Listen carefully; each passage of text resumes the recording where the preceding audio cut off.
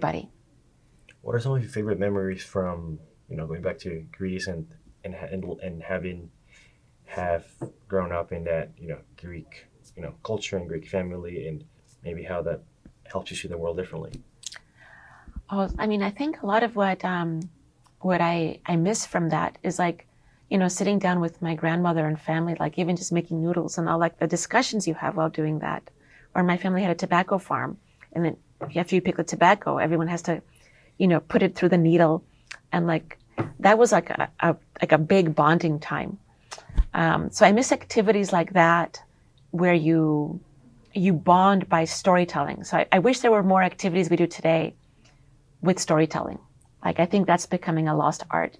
Even like when people like read a coffee cup and like pretend to read your fortune, like a really good person doing that will be able to see these like micro expressions on your face and know what you're anxious about, and like tell a story that engages you or freaks you out because of that.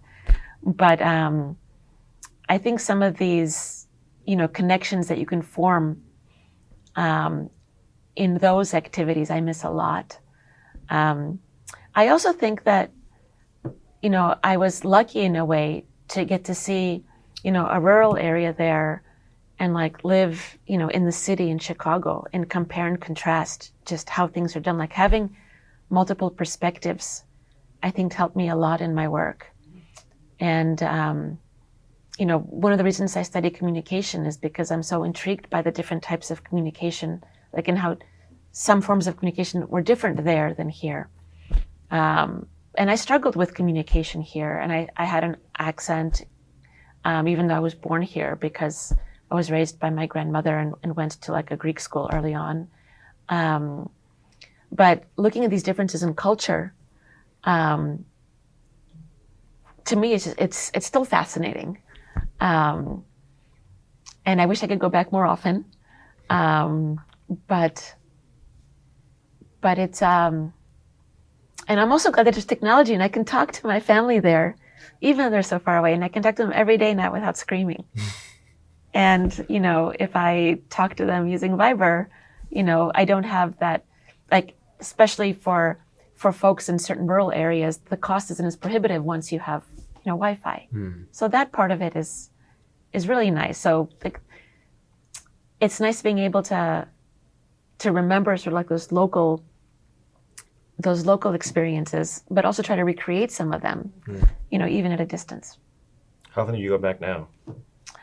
COVID changed things quite a bit. We try to go back, in the summers, but didn't go back as frequently during COVID. Right. So hopefully we'll go this summer. Oh, nice. Yeah. I don't know how many children you have, but like, do your children like going back? Like, what do they think? Oh, my son is upset we're not going for Christmas.